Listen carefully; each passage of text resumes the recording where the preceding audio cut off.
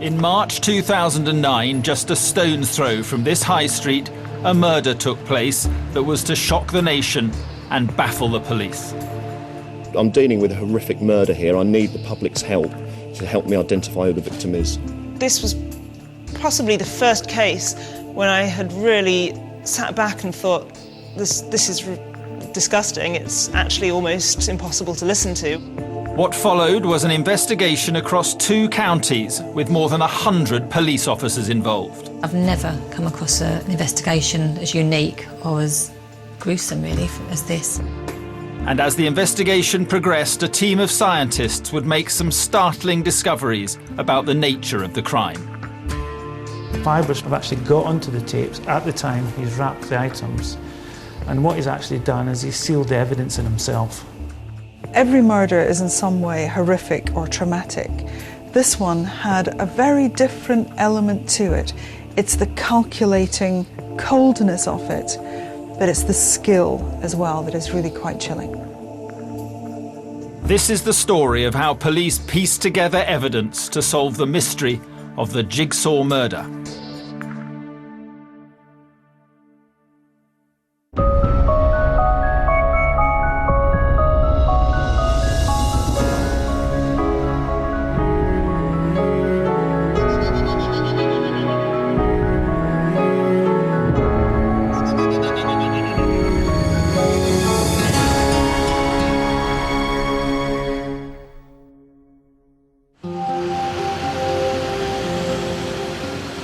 Southgate, a suburban residential area on the outskirts of North London.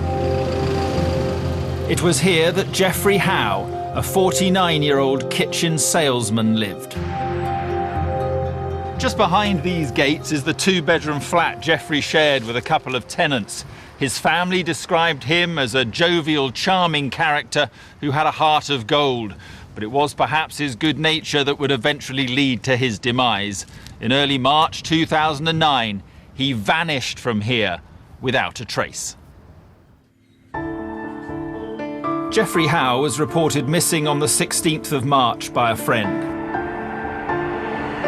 But it wasn't until a week later that a gruesome discovery 30 miles away set in motion one of the most grisly police investigations the nation has ever seen. Roger Kingsley's a farmer who's lived in the area all his life.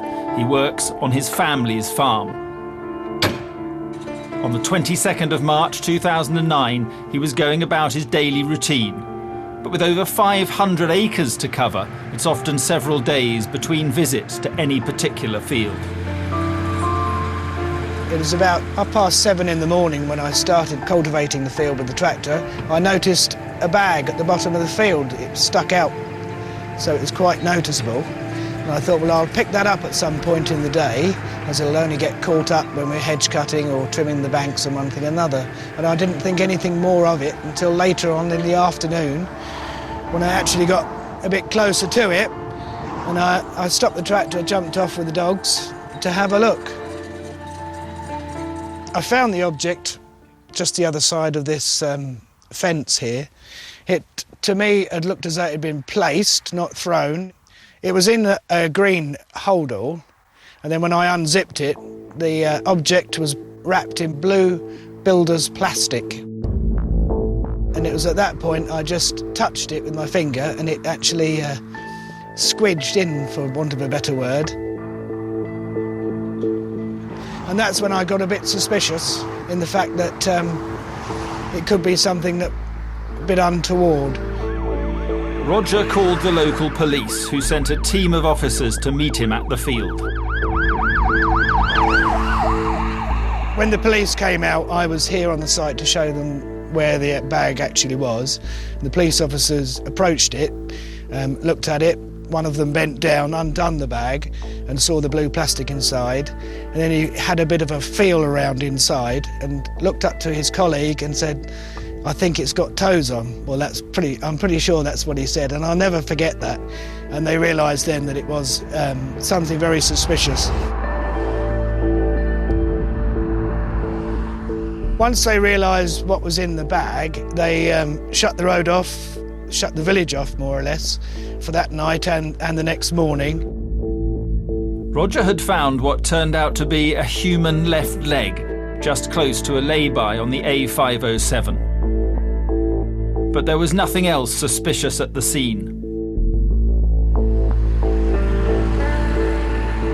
The case was being handled by officers from the Bedfordshire and Hertfordshire Major Crime Unit, based here at police headquarters in Welwyn Garden City. But at first, they didn't know what they were dealing with. What was unusual about it was the skill in which the leg had been removed from the body. We had a specialist Home Office pathologist and an anthropologist to actually give us an informed view as to whether it was a medical amputation or not.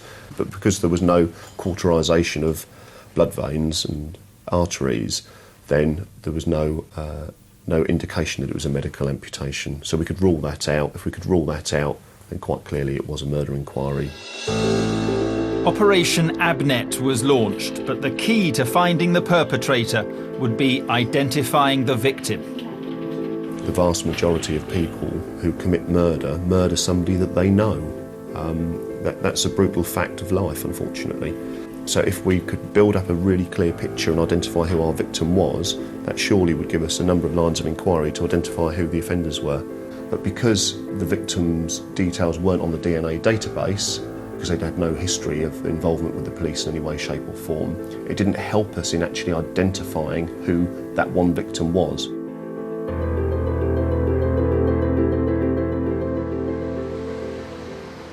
The police were making slow progress, but over the next few weeks, members of the public would make further discoveries that helped unravel the mystery, which was baffling both the investigating team and forensic experts, especially when a human head was discovered. It is a head with a face that has been removed. There are no eyes, there is no nose, there is no mouth, there is no tongue, there are no ears.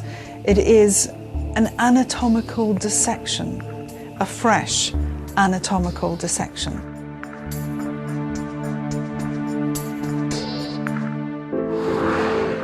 After the discovery of a human left leg in a lay-by in Cottered, Hertfordshire in March 2009, a murder investigation, Operation Abnet, was launched. With just one gruesome discovery made by a member of the public, police were baffled. It begged belief to start with, to think what is there behind this murder, what is the motive for this murder. And a week later, on March the 29th, there was a second discovery. A passerby found a left forearm discarded on a quiet country road in Wheathampstead. Almost 25 miles from the Cottered site, the key question was, were the two body parts related?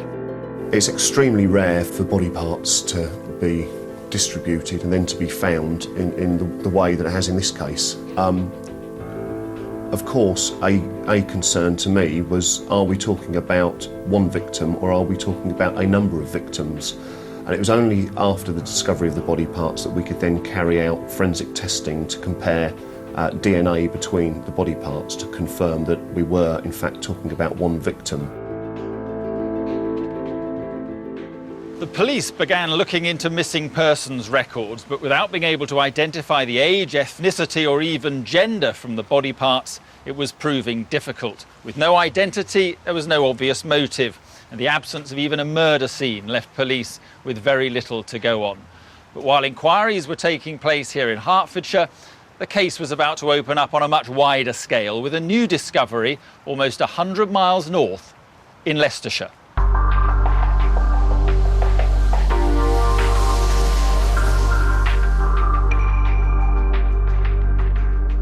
Well, what happened in this case was there had been two separate body parts found in Hertfordshire on, I think it was the 22nd of March and the 29th of March.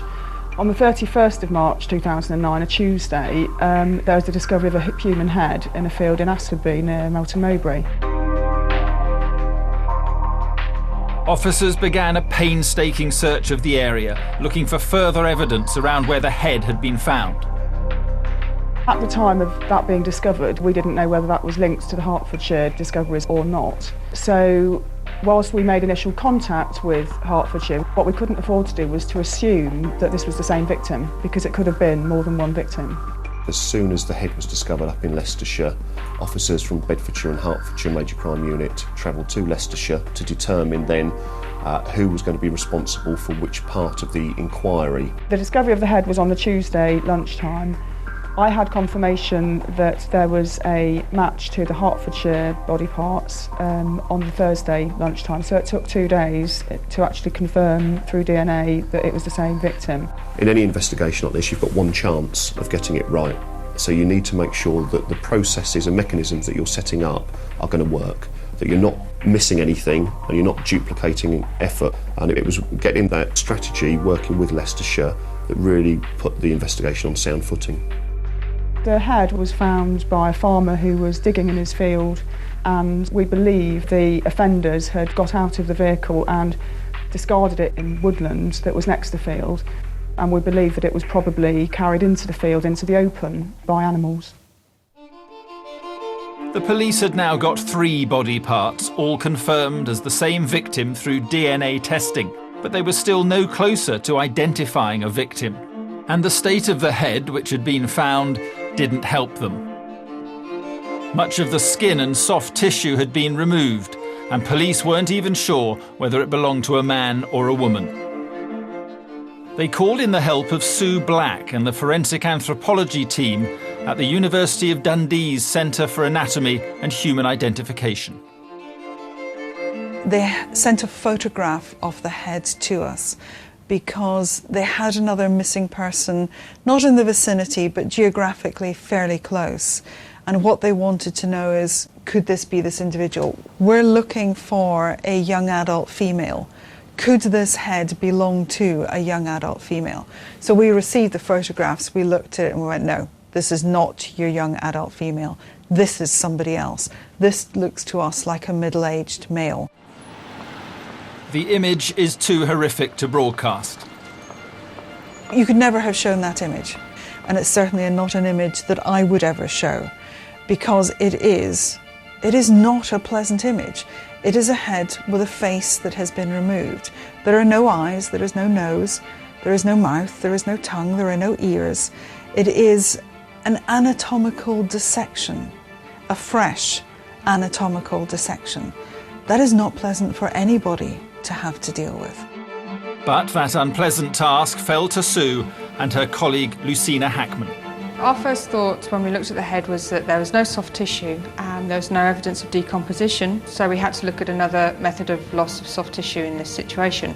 So we asked ourselves if it may have been animals that had found the head and removed the soft tissue, but there were quite obviously no bite marks or any marks left by any animal activity. If this isn't animal activity, then it must be human intervention.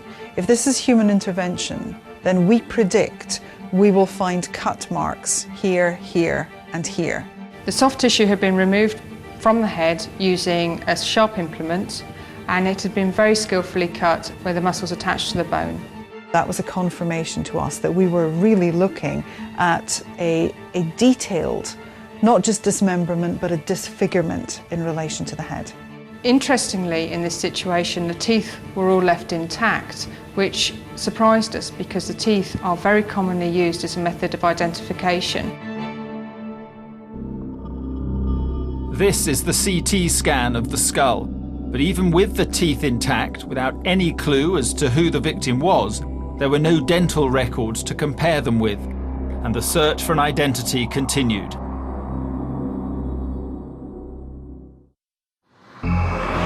The police and forensics experts were working with what had been recovered so far. To date, only a left leg, left forearm and head had been unearthed. But a week later, 2 further body parts were found in quick succession. On the 7th of April, a right leg was discovered in Puckeridge in Hertfordshire, and just a few days later, a suitcase containing a torso was recovered 3 miles south. The new discoveries had the same DNA as the rest, and the torso provided police with some key evidence. We can now confirm the cause of death, which was a stab wound to the back. The man is to be believed to be of white, Asian or of mixed heritage, between the heights of 5'6" and 5'10". Detective Superintendent Michael Hanlon decided to change tack using media exposure in the